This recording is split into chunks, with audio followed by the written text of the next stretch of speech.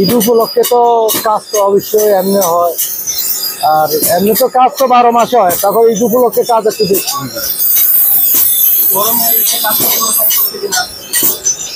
ভাই গরমে তো কাম করতে তো সমস্যা হয়, এবং সমস্যা হলেও কিছু করার নাই, কাজ তো করতেই। আছে আপনার গত 2-1 বছর থেকে এই বছর মোটামুটি আল্লাহ দিলে বেচা কিনা অনেক ভালো। এবার তো কোনো করোনা নাই, কোনো হরতাল নাই, কোনো অবরোধ নাই, কোনো বর্ষা নাই, দেশে কোনো বন্যা নাই, আল্লাহ দিলে ব্যবসা বাণিজ্য অনেক ভালো আছে। এখনো কি বেচা শুরু হয়েছে নাকি আর শুরু হবে?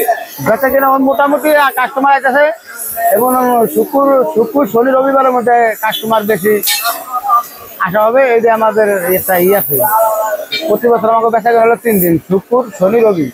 চাপাতি আছে ভালোগুলো, এগুলো হলো স্টুডেন্টের 800 টাকা দিই, আবার নরমাল আছে 600 টাকা দিই, আবার জবাই চুরি আছে, চামড়া ছিলা চুরি আছে, দাও আছে, বটি আছে, কুড়াল আছে, যেগুলো কোরবানির জন্য যেগুলো দরকার ইত্যাদি সব প্রকারের মালা মাংস আছে।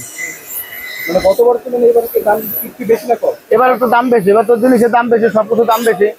এবার আমরা যে কোনো মাল স্প্রিনে গত বছর কিনতে হলো 60 থেকে 70 টাকা দিই, এবার কিন্তু আমাকে 150 টাকা দিই।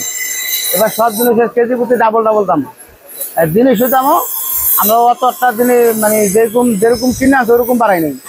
আপনার কেজি প্রতি গত বছর 500 টাকা দিই, এবার বছর 700 টাকা কেজি, আমাকে ওই 200টা মানে রেট যাচ্ছে।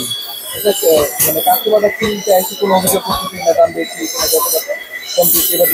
কাস্টমার তো অভিযোগ করবে, কাস্টমার বোঝে না জিনিসের তো, সব জিনিসের দাম বেশি, কাস্টমার তো অভিযোগ করে এত দামটা এত দাম।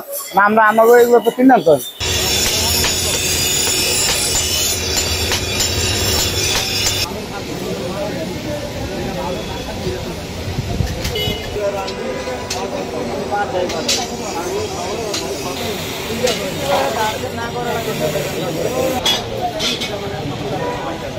ভালো